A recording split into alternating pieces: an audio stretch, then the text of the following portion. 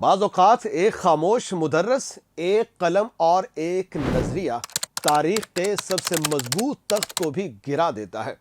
ایک ایسا شخص جو کسی محل میں پیدا نہیں ہوا، ہاتھ میں نہ تلوار تھی نہ تخت کی چابی، ایک ایسا انسان جو ایک عہد تھا جس کا نام انقلاب کی پہچان تھا۔ روح اللہ موسوی خمینی 24 سپٹمبر 1902 کو ایران کے ایک چھوٹے سے شہر خمین میں پیدا ہوئے۔ ان کا تعلق ایک مذہبی اور علمی گھرانے سے تھا۔ ان کے والد سید مصطفیٰ موسوی خمینی ایک عالم دین تھے جو روح اللہ کی کم عمری میں ہی قتل کر دیے گئے۔ یوں بچپن میں ہی انہوں نے ظلم، طاقت اور ناانصافی کو بہت قریب سے دیکھ لیا تھا۔ یہی وہ زخم تھا جو بعد میں ان کی سیاست، فکر اور جد و جہد کی بنیاد بنا۔ ان کی پرورش ایک سادہ مگر علمی ماحول میں ہوئی۔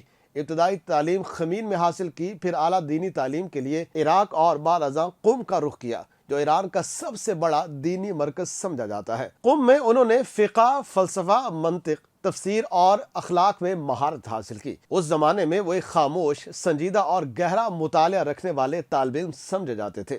ان کی زندگی بظاہر سیاست سے دور تھی، مگر اندر ہی اندر وہ معاشرے کی ناہمواریوں کو شدت سے محسوس کر رہے تھے۔ 1930 اور 1940 کی دہائی میں ایران پر رضا شاہ پہلوی کی حکومت تھی جو زبردستی جدیدیت مسلط کر رہی تھی۔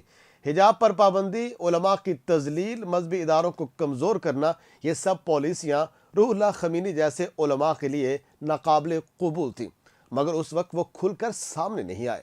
وہ سمجھتے تھے کہ وقت سے پہلے ٹکراؤ نقصان دہ ہو سکتا ہے، اس لیے انہوں نے تدریس، تنصیف اور فکری تیاری کو ترجیح دی۔ 1950 کی دہائی میں جب رضا شاہ کا بیٹا محمد رضا شاہ پہلوی اقتدار میں آیا تو حالات بظاہر نرم ہوئے، مگر حقیقت میں آمریت مزید مضبوط ہوتی چلی گئی۔ 1953 میں منتخب وزیر اعظم محمد مصدق کی حکومت کا تختہ الٹ دیا گیا اور امریکہ اور برطانیہ کی مدد سے شاہ کو مکمل اختیار دیا گیا۔ یہ وہ لمحہ تھا جب خمینی کی سوچ میں ایک بڑی تبدیلی رونما ہوئی۔ انہیں یقین ہو گیا کہ ایران کا مسئلہ صرف شاہ نہیں بلکہ غیر ملکی غلامی بھی ہے۔ 1963 میں محمد رضا شاہ نے وائٹ ریولوشن کے نام سے اصلاحات کا اعلان کیا۔ ان اصلاحات میں زرعی اصلاحات، خواتین کو ووٹ کا حق اور مغربی طرز ترقی شامل تھی۔ بظاہر یہ ترقی تھی، مگر خمینی نے اسے اسلام اور ایرانی ثقافت اور قومی خود مختاری کے خلاف قرار دیا۔ انہوں نے کھل کر کہا کہ یہ اصلاحات عوام کے لیے نہیں بلکہ شاہ اور اس کے مغربی سرپرستوں کے لیے ہیں۔ اسی سال عاشورہ کے دن خمینی نے ایک ایسی تقریر کی جس نے ایران کی سیاست کا رخ تبدیل کر دیا۔ انہوں نے شاہ کو یزید سے تشبیہ دی، امریکہ کو بڑا شیطان کہا، علماء اور عوام کو ظلم کے خلاف اٹھ کھڑے ہونے کی دعوت دی۔ یہ تقریر خیسی بم سے کم نہیں تھی۔ نتیجتاً خمینی کو گرفتار کیا گیا۔ ان کی گرفتاری کے بعد قم، تہران اور دیگر شہروں میں شدید احتجاج ہوا۔ درجنوں لوگ مارے گئے۔ شاہ کو احساس ہوا کہ یہ شخص عام عالم نہیں، ایک خطرہ ہے۔ چند ماہ بعد خمینی کو رہا تو کیا گیا، مگر 1964 میں ایک اور تقریر کے بعد انہیں ہمیشہ کے لیے ایران سے جلا وطن کر دیا گیا۔ پہلے ترکی، پھر عراق کے شہر نجف میں انہیں قیام کی اجازت ملی۔ شاہ سمجھتا تھا کہ جلا وطنی خمینی کو خاموش کر دے گی، مگر حقیقت میں یہی جلا وطنی ان کی طاقت بن گئی۔ نجف میں بیٹھ کر خمینی نے وہ کام کیا جو ان سے پہلے کسی عالم نے نہیں کیا تھا۔ انہوں نے مذہب کو صرف عبادات تک محدود نہیں رکھا بلکہ اسے مکمل سیاسی نظام کے طور پر پیش کیا۔ اسی دور میں انہوں نے اپنا مشہور نظریہ ولایت فقیہ پیش کیا، جس کے مطابق ایک اسلامی معاشرے میں ایک عادل اور فقیہ کو سیاسی قیادت کا حق حاصل ہونا چاہیے۔ یہ نظریہ براہ راست بادشاہت اور مغربی جمہوریت دونوں کے خلاف تھا۔ اسی دوران امام خمینی کی تقاریر آڈیو کیسٹوں کی شکل میں ایران پہنچنے لگیں۔ 1970 کی دہائی میں یہ کیسٹیں انقلاب کا سب سے طاقتور ہتھیار بن گئیں۔ بازاروں، مساجد اور گھروں میں یہ کیسٹیں سنی جاتی۔ ایک اندازے کے مطابق 1978 تک لاکھوں کیسٹیں ایران میں گردش کر رہی تھی۔ خمینی کی آواز سرحدوں سے آزاد ہو چکی تھی۔ 1975 کے بعد ایران میں حالات تیزی سے خراب ہونے لگے۔ تیل کی آمدن بڑھی، مگر مہنگائی اور بے روزگاری بھی بڑھتی چلی گئی۔ ساواک کے مظالم بڑھ گئے۔ مذہبی طبقہ، طلبہ، مزدور، تاجر سب ناراض تھے۔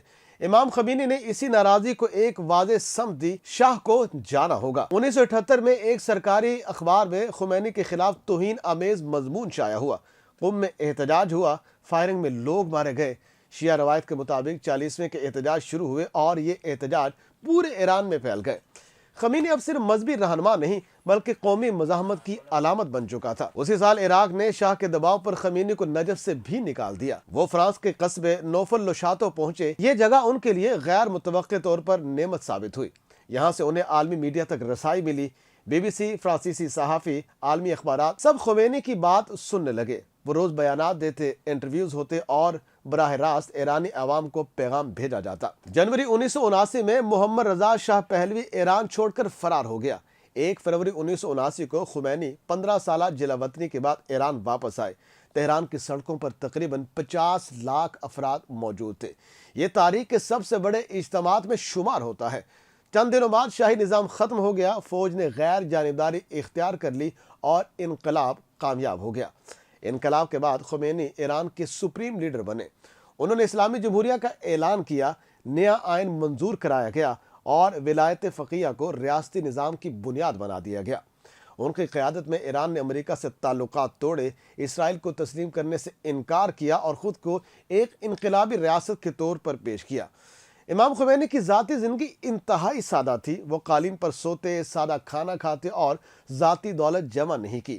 ان کی زندگی میں سختی، نظم و ضبط اور نظریاتی پختگی نمایاں تھی، مگر ان پر تنقید بھی ہوتی رہی۔ سیاسی مخالفین کے خلاف سختی، آزادیوں پر قدغن اور سیاسی طاقت کے استعمال پر سوالات اٹھے۔ 3 جون 1989 کو روح اللہ موسوی خمینی کا انتقال ہوا۔ ان کے جنازے میں 1 کروڑ سے زائد افراد شریک ہوئے، جو جدید تاریخ کے سب سے بڑے جنازوں میں سے ایک ہے۔ خمینی نہ صرف ایران کا انقلابی رہنما تھے بلکہ وہ ایک ایسا کردار تھے جس نے ثابت کیا کہ نظریہ اگر عوام کے دلوں میں اتر جائے تو وہ ٹینکوں، محلوں اور سلطنتوں کو شکست دے سکتا ہے۔ وہ آج بھی متنازع ہیں مگر قابل نظر انداز نہیں، کیونکہ ایران کی موجودہ سیاست، شناخت اور طاقت کا ہر راستہ کسی نہ کسی طرح روح اللہ موسوی خمینی سے ہو کر ہی گزرتا ہے۔